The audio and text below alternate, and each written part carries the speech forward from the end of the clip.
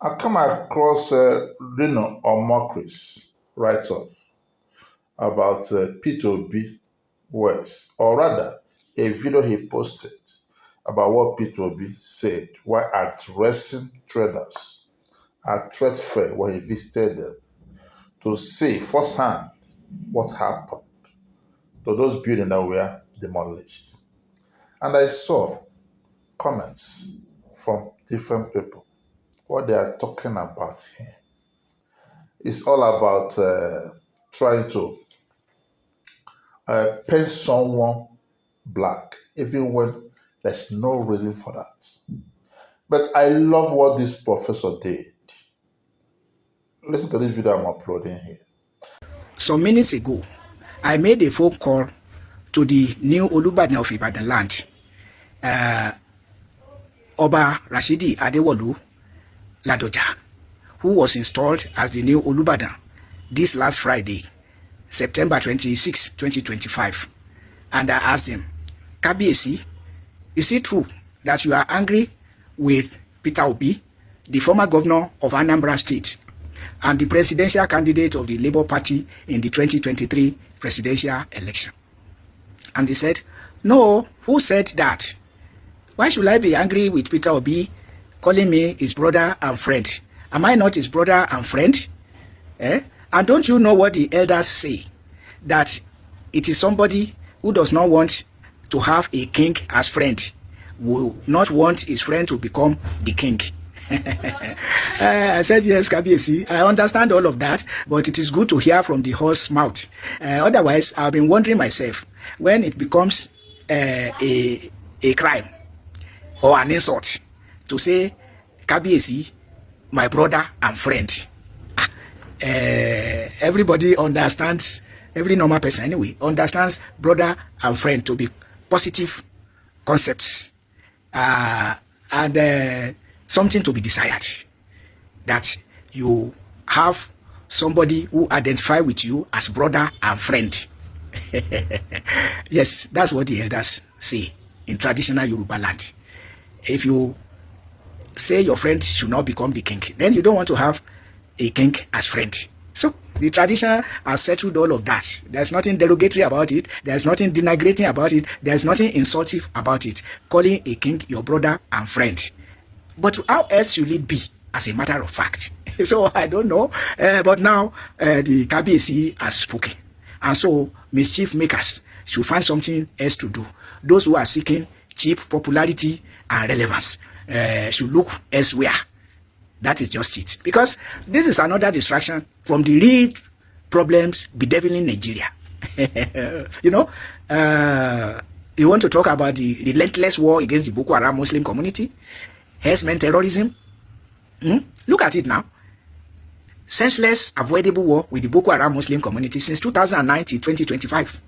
You know, and herdsmen terrorism since 2015 till date. And now we have a president who is sustaining all the evils he inherited and added his own. All subsidies are gone.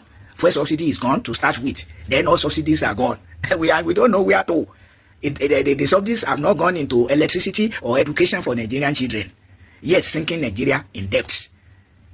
Worsening mass abject poverty, leading to mushrooming and bandits. Oh my God, hardly any day passes now without hearing that one or two policemen are killed, or that our security operative soldiers are ambushed and fired, from behind, So, Nigeria is, has been sinking and going down the drain, oh my God, since 2009. Nigeria became gradually but surely a terrorist country. To the extent somebody can say it is insulting or denigrating or derogatory to call a king your brother and friend. Well, that's where we are. And now the country is awash with mushrooming insecurities. While the president continues to praise himself for economic reform, and enemies of the people, anti-people forces, are solidly behind him. Including Dave Umahi, saying that his own boy state will certainly not vote against the president. And that the entire Southeast will not vote just because of we are drumming support for Peter Obi to make a balance, North-South and zonal balance. But enemies of the people People whose only consolation is power and money, justly or unjustly, doesn't matter, So, but that is where we are. As for Oba Rashidi Adewolu Ladoja, he says Peter Obi is his friend and brother. He's not his enemy. He's not his ill willer. And so, busybodies, mischief makers, find something else to do. May God bless this professor. This is the type of professor that we need in Nigeria. These are the types of people that we have to call professors.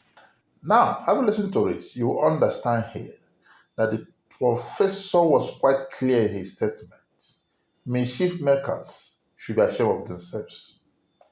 Turning something that means no harm to derogatory statements, trying to bring different people into collision, trying to cause issue where there's no issue. It's not welcome in our society. You see, when people allegedly claim they are statesmen, they are speaking for the good of the nation, they should also be careful of things they say or how they put it.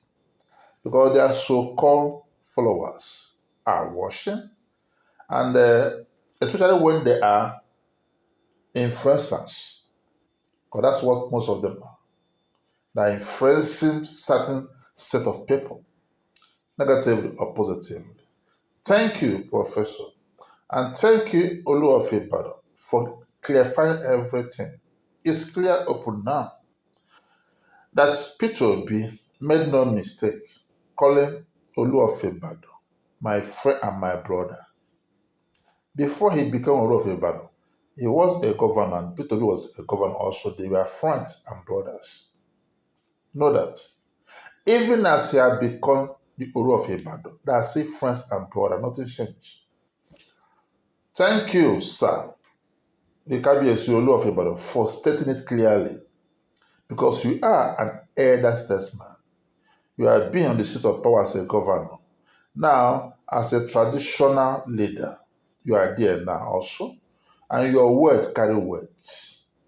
That I have already clarified now will go a long way to calm the nerves of many mischievous people who are trying to paint everything black just to rub their ego and their naive followers.